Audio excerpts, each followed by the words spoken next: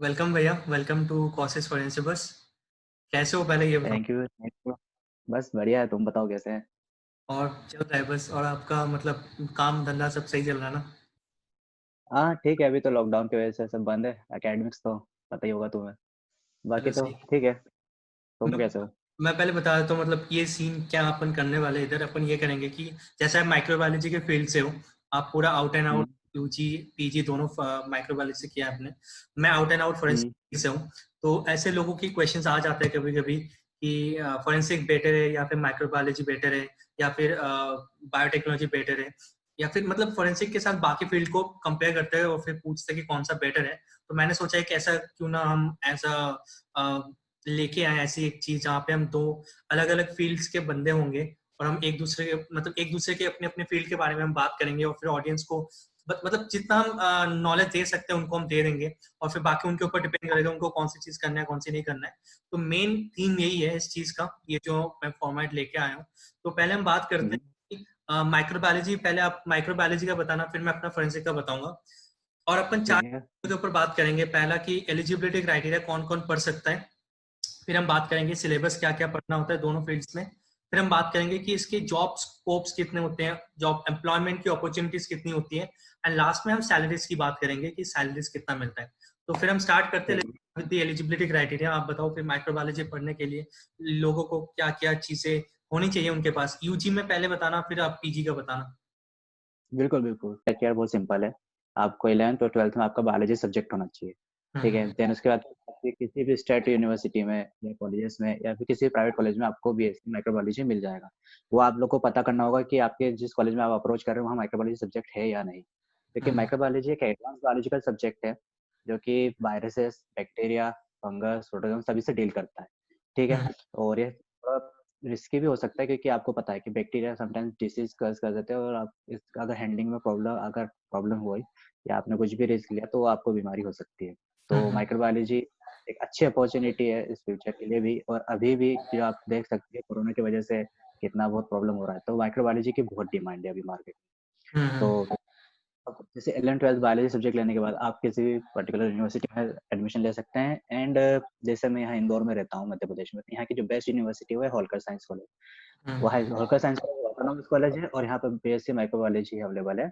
तो जो हम्म। कि यहाँ पे बेसिक से लेकर यहाँ के प्रैक्टिकल से वो सब कुछ कराया जाता है, जो कि बहुत ही अच्छी तरीके से कराया जाता है। कि एज ए बिगिनर मैंने यहाँ पे मतलब ज्वाइन किया और मुझे मतलब काफी नॉलेज मिला वहाँ पे होलकर साइंस हम्म। से।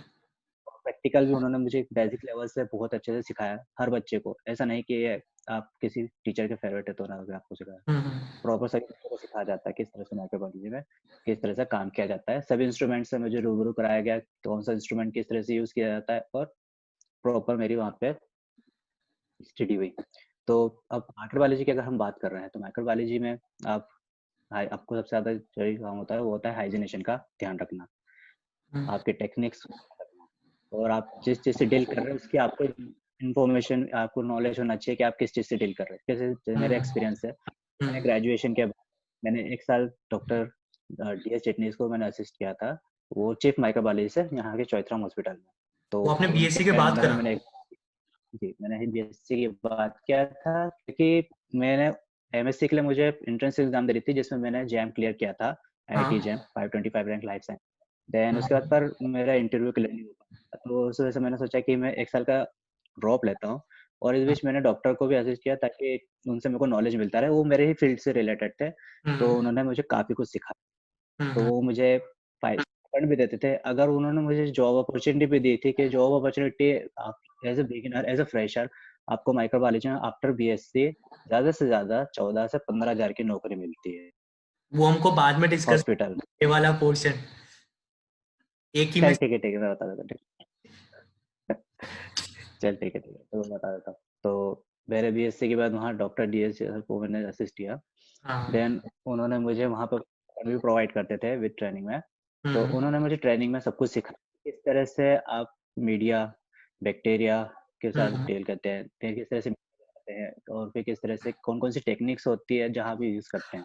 हम्म। और माइक्रोबायोलॉजी में बिल्कुल उसका एक अलग ही पौधा होता है इंडस्ट्री में और हॉस्पिटल में, क्योंकि आप जहाँ पे डायरेक्टली बैक्टीरियाज और वायरसेस के साथ डायरेक्टली कांटेक्ट में होते हैं उनके, जो कि बहुत हम्म डेंजरस होता है। अगर है हम्म तो आप हो सकते हो और आपको बहुत ही बुरी बीमारी लग सकती है। तो हम्म। आपको इस चीज़ का ध्यान रखना होगा।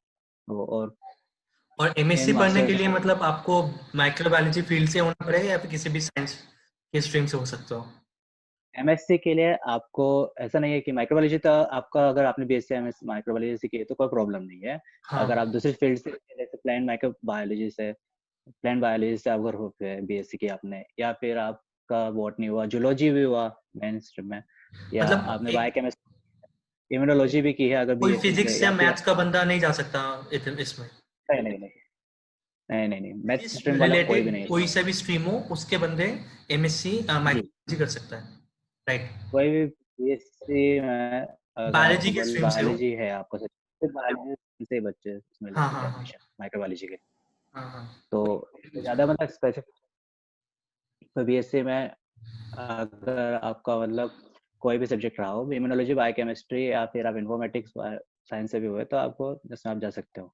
हम्म तो आप एमएससी के लिए आपको कुछ स्टेट यूनिवर्सिटीज होती है या कोई प्राइवेट यूनिवर्सिटीज होती है, या अपनी ये नेशनल यूनिवर्सिटीज होती है, वो अपने एंट्रेंसेस एग्जाम रखती है एडमिशन के लिए एमएससी के लिए। हम्म। और इसमें अगर क्राइटेरियाज होते हैं, उसके क्राइटेरिया अगर आपने क्रैक कर दिया तो आपको वहाँ पे एडमिशन मिल जाता है। मिल बट जाता है। कुछ यूनिवर्सिटीज होती है जी, जैसे कि आपको फर्ग्यूसन कॉलेज पुणे, उसके बाद फिर डीएवीवी यूनिवर्सिटी इंदौर, और हम्म बीएचयू हम्म वाराणसी, एमएसयू बड़ौदा, हम्म और प्राइवेट यूनिवर्सिटी आप अमिटी यूनिवर्सिटी ले लीजिए, एलपीयू, हम्म और यूनिवर्सिटी, जो कि इस माइक्रोबायोलॉजी के लिए अच्छी यूनिवर्सिटीज है। तो आपको हम्म यहाँ पे इनके एमएससी के आपको वहाँ पे एंट्रेंस एग्जाम देना होगा वहीं कैंपस में जाके, और वहाँ के हम्म। कुछ क्राइटेरिया, तो उस हिसाब से फिर आपको एडमिशन मिलेगा।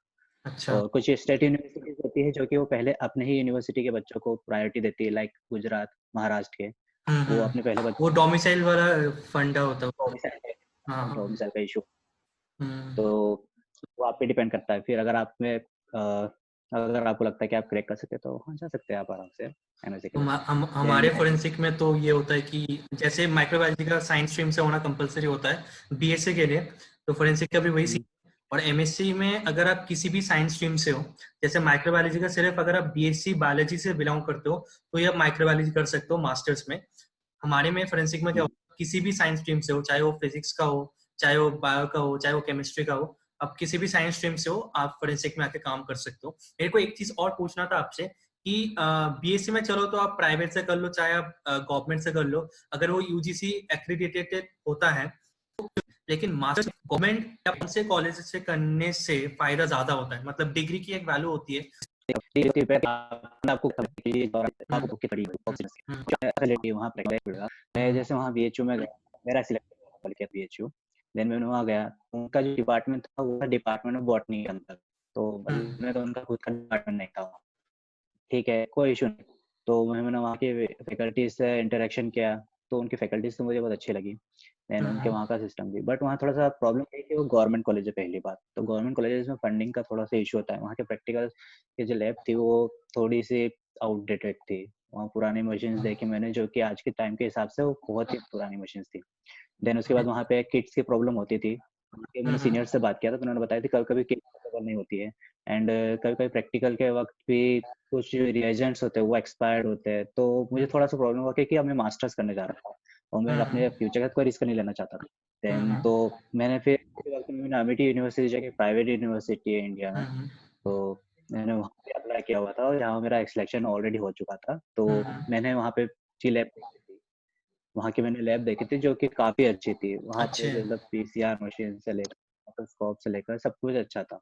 मैंने अच्छा। फिर पीएचडी ड्रॉप करके मैंने एमिटी यूनिवर्सिटी में जॉइन किया। Then okay bro. एक पहली बात ये थी कि जो दिल्ली में एमिटी यूनिवर्सिटी जो नोएडा है, उत्तर प्रदेश नोएडा में है, बट वो दिल्ली के काफ़ी करीब है। तो वहाँ एक्सपोज़र है इंडस्ट्रियल एरिया, और पर्टिकुलर जो एरिया का जो एक्सपोज़र है वो हम जैसे छोटे टाउन के लोगों के लिए काफ़ी बड़ा और काफ़ी अच्छा अपॉर्चुनिटी जैसा है, क्योंकि हम लोगों को पता नहीं होता। और हम जब इस तरह के एरिया में आते हैं तो हमें पता लगता है कि हाँ, कि बाहर दुनिया, देश दुनिया में क्या हो रहा है और किस तरह से हमारी फील्ड को हम आगे ले जा सकते हैं। तो मैं अमिटी यूनिवर्सिटी में एडमिशन लेने के बाद मैंने फिर वहाँ पे मैंने देखा कि यहाँ रिसर्च को लेकर कुछ ज़्यादा और एक्सपोजर है कि यहाँ पे रिसर्च को ज़्यादा, तो मेरा इंटरेस्ट फिर हुआ कि मैंने सोचा कि एमएससी के बाद मुझे पीएचडी करनी चाहिए, क्योंकि ये इसमें मैं एमएससी करके जॉब के लिए जा सकता हूँ। जॉब के लिए मैं यहाँ पे इंडस्ट्री, मेडिकल एरियाज या फर्टिलाइजर्स इंडस्ट्रीज, जॉब का फार्मा अपन बाद में करेंगे, इंडस्ट्रीज में वो एक एक करके आएंगे। हाँ मैं बता दूंगा, बट ऐसा बता सकते कि जा सकता हूँ। हाँ हाँ। बट ऐसे इसके लिए मुझे पीएचडी कंपलसरी है, तो तो अभी मैंने यहाँ देखा फिर मैंने हाँ हाँ, नहीं आप कर लो, खत्म कर लो, फिर मैं पूछता हूँ आपको। तो अमिटी में फिर मेरा ये सफर भी अच्छा रहा है एमएससी का। यहाँ पे मतलब फैकल्टी भी ठीक है यहाँ पे पढ़ाई के लिए, मतलब पर हो सकता एमएससी में अगर आप आए हो तो ज़्यादा से ज़्यादा कोशिश आपको खुद करनी होती है कि आपको पढ़ाई के लिए, क्योंकि आपको यहाँ पे सब कॉम्प्लेक्स स्टडी मैकेनिज्म सब स्टडी करना होता है।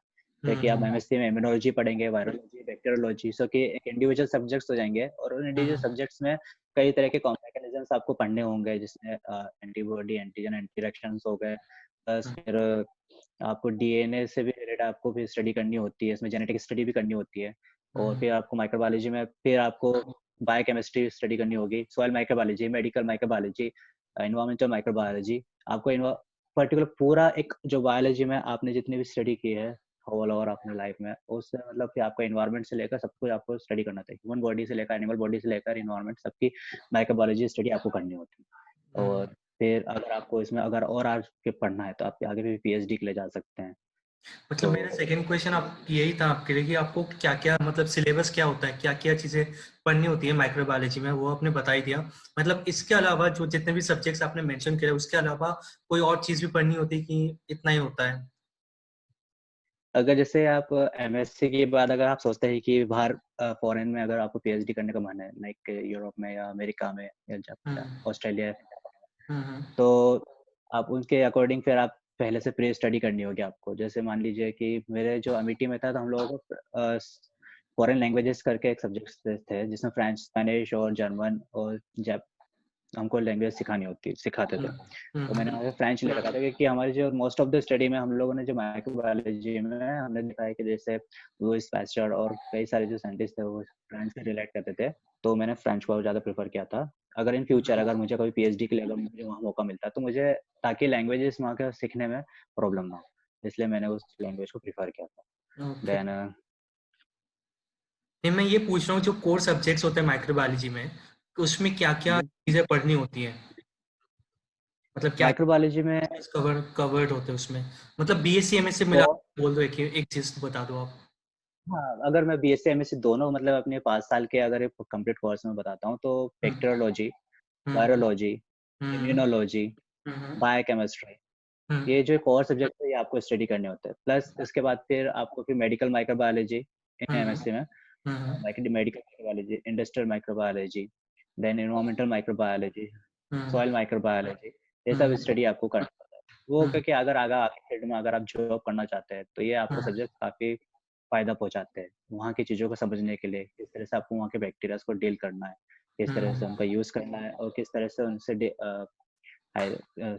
बना के रखनी है, मतलब हाँ आपको जी, खुद ही सिखाया जाता जैसे हमारे बीएससी फोरेंसिक्स में क्या होता है, वैसे फोरेंसिक के ना बहुत सारे सब फील्ड्स होते हैं और लगभग सारी चीजों को अपन अपने को पढ़ना होता है बीएससी लेवल पे। तो हमारे जैसे है। कोर सब्जेक्ट से अगर हम मिला लें 3 साल के 6 सेमेस्टर्स के मिला लेते हैं, तो अप्रोक्सीमेटली 25 से 30 सब्जेक्ट्स अपने को सिर्फ कोर सब्जेक्ट्स पढ़ने होते हैं।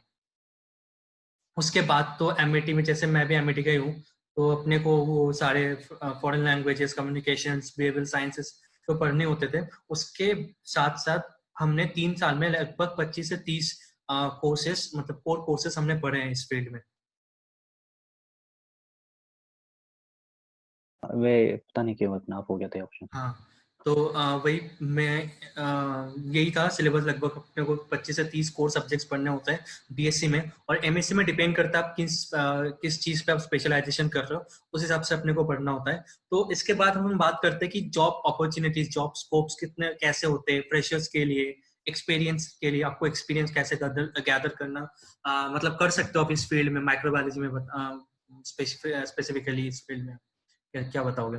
हाँ मैं आपको एक बात और बता देता हूँ कि एमएससी में हम्म अब कुछ यूनिवर्सिटीज में के माइक्रोबायोलॉजी के लिए काफी अलग अलग फील्ड्स के हिसाब से स्पेसिफिक फील्ड्स कह सकते हैं, जैसे कि मेडिकल माइक्रोबायोलॉजी के लिए एक अलग ही एमएससी प्रोग्राम होता है, एंड हम्म इंडस्ट्रियल माइक्रोबायोलॉजी एक अलग प्रोग्राम होता है, जैसे अमिटी यूनिवर्सिटी में जयपुर में इंडस्ट्रियल माइक्रोबायोलॉजी, एंड हम्म जो बीएचयू में है वो अप्लाइड माइक्रोबायोलॉजी है, जो एक अलग ही प्रोग्राम है हम्म माइक्रोबायोलॉजी का। बट हम्म ये जो प्रोग्राम्स है वो स्पेसिफिक है, लाइक जैसे आपने मेडिकल माइक्रोबायोलॉजी से एमएससी की है तो आप हॉस्पिटल डायग्नोस्टिक लैब्स या फिर मेडिकल से रिलेटेड किसी रिसर्च फील्ड में आप जा सकते हो। अगर आप कहीं और माइक्रोबायोलॉजी करने के बाद अगर इंडस्ट्री में जॉब करना चाहते हो तो आपको थोड़ा सा प्रॉब्लम हो सकता है। हालांकि अच्छा। आपको टेक्निक्स और इंस्ट्रूमेंट्स है और जिस तरह जो आप डील करा है मेडिकल में उसी तरह से आपको यहाँ डील करना होता है, ऐसा कोई इशू नहीं है हम्म ज्यादा।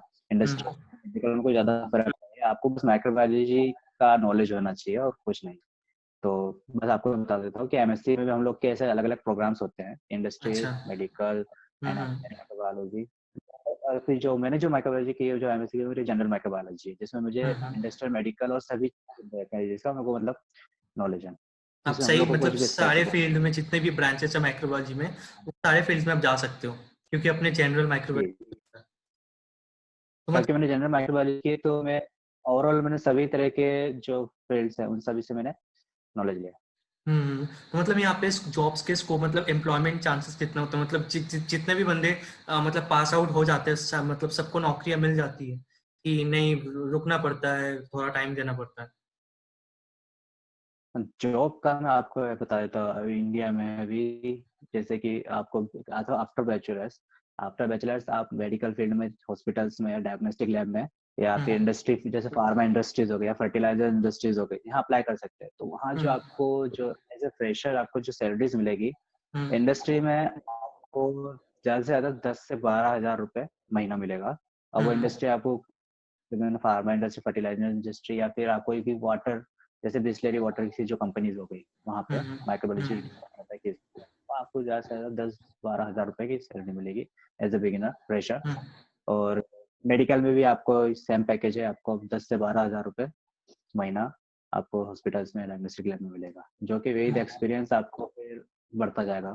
बट हम्म आफ्टर बीएससी, और अगर आप एमएससी के बाद इन्हीं फील्ड, इन्हीं एरिया में जाके अगर जॉब करना चाहते हैं तो ज्यादा फर्क नहीं, ज्यादा से 5 हजार का आपको फर्क मिलेगा। 15 से 20 हजार तक के इस एमएससी में आपको नौकरी मिल सकती है, एमएससी के बाद आप जॉब करने हम्म पे एज ए हम्म। फ्रेशर।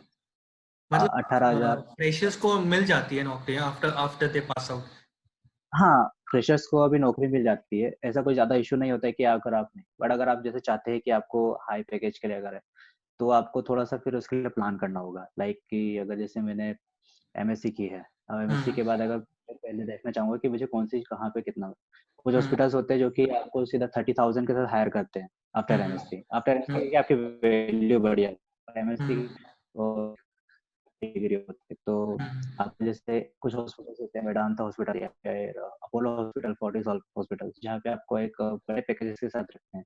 पर हम्म। अगर आपके पास रेफरेंस है तो आपको जॉब लेने में ज़्यादा प्रॉब्लम नहीं होगी। और अच्छा। रही बात कॉलेज प्लेसमेंट्स की, तो कॉलेज भी आपको मतलब फार्मा कंपनीज या कुछ हॉस्पिटल से प्लेसमेंट के लिए कंपनीज आती हैं। हम्म तो वो आपको फिर जैसे पैकेज देती है, जस्ट लाइक हमको जो मैनकाइंड का ऑफर आया था वो ट्वेंटी हम्म फाइव थाउजेंड समथिंग हम लोग को पे कर, एक फार्मा कंपनी थी वहाँ की यूएससी डिपार्टमेंट थी, हम्म उन्होंने हमें 25,000 ऑफर दिया था पर मंथ का।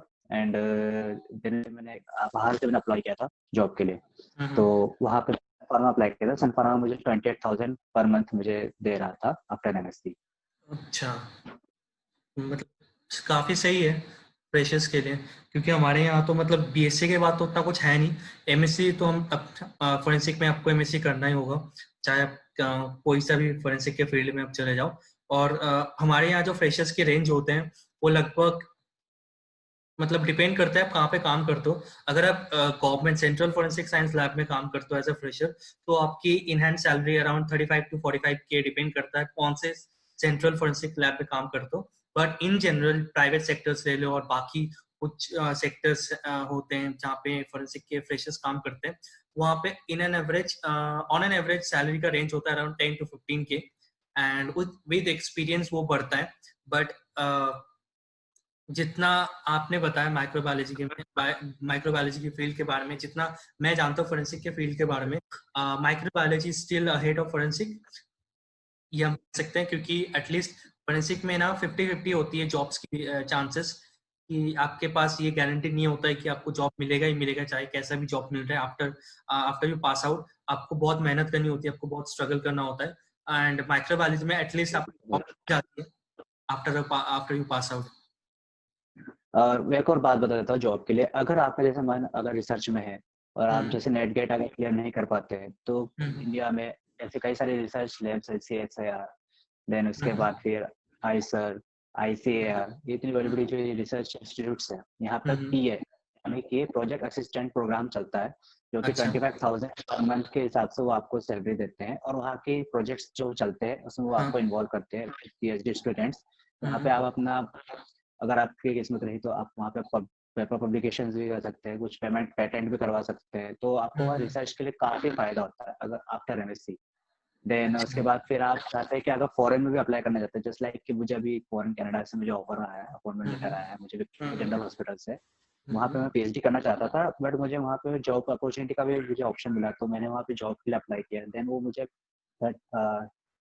$3,000 यानी कि कैनेडियन डॉलर के हिसाब से अपन इंडियन रुपीज में देखें तो 1.75 लाख पर मंथ मुझे बहुत देते थे। ही सही अमाउंट है वो तो। क्योंकि एक एज अ फ्रेशर मेरा अभी तो हम्म, कोई एक्सपीरियंस भी नहीं है, प्लस मैंने जो इंटर्नशिप्स ट्रेनिंग और ये सब किया, तो उस हिसाब से मुझे 1.8 मंथ का, सॉरी मतलब 1 ईयर 8 मंथ का मुझे एक्सपीरियंस है।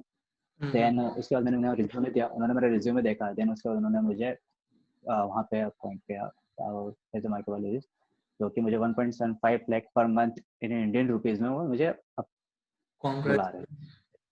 I wish thank you, thank you. वो सेटल हो जाए, अपॉर्चुनिटी आपके पास आएगी। And let's conclude today's video, today's chat, and thank you for doing this, Yash Bhaiya. And thank you. all the best. Good night. और अपना ख्याल रखना, stay home. हाँ